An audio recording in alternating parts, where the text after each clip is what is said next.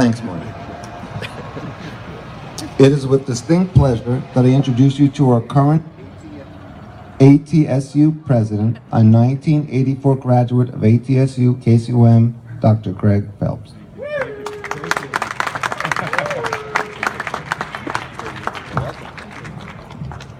Many of you know that Marty and Howie were Chippendale dancers. Were you Chip or Dale? I'm trying to remember. Did this bring back some memories? Good stuff. Okay. All right. Sounds like a surfing expedition to me to Australia. Sounds like a new line of surf clothing, the IARCPRCCR. Well, first of all, thank you for coming, all of our great alumni, our faculty and staff that are here tonight. If you're a faculty or staff member from ATSU, please raise your hand.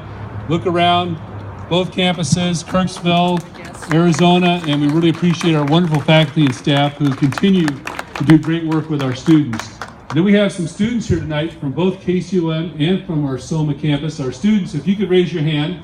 Yay, I see Brian, Shari, I think you were helping people check in. Yes, thank you. If you get a chance to spend some time with our students and our recent graduates, it'll be inspiring to you. They are just a wonderful, wonderful group of individuals. Talk to you a little bit about our campus in Kirksville. If you haven't been there recently and you have an opportunity to come by, we have Founders Day, next Founders Day, a year from this October, we'll be celebrating 125th anniversary of osteopathic medical education.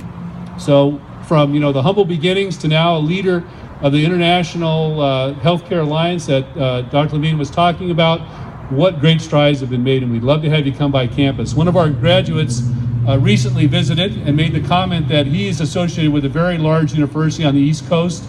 Our ultrasound technology integrated in our anatomy program, our campus now that we control really from downtown all the way to the TCC and beyond, as far as making it look like a campus and part of a great university, is something that I think we can all be very, very proud of.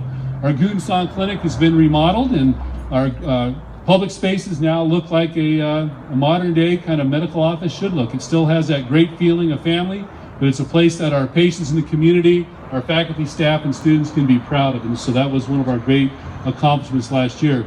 If you remember our controller's office, Monty, I often refer to it as some of the supports for a mobile home.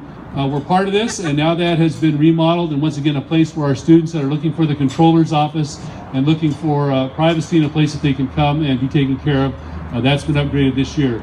Now, when I was a student, this was the gas station. How many of you remember the gas station on the walk down Jefferson, right? So this was a gas station, a water tower right behind it. This is now where we have some of our office and our AHEC is. And once again, as you go down the streetscape along Jefferson Street, you'll see that it's a very campus-looking area. Now, when I was a student, where the building closest to me is, the kind of white building, that was a big parking lot where they used to have the cattle, and the train would come by and pick them up. And so when you're in the library, you would hear the cattle, and you'd hear the dog upstairs, and you were wondering if Dr. Doolittle was going to come by. But many of you remember that. We now have a plaza that connects the campus, where students and faculty and staff can get together, and we're open now to the city instead of kind of being our own isolated campus, and we're not walled off. So once again, that streetscape looking down Jefferson, you can take a look at that. Now, my son is here tonight.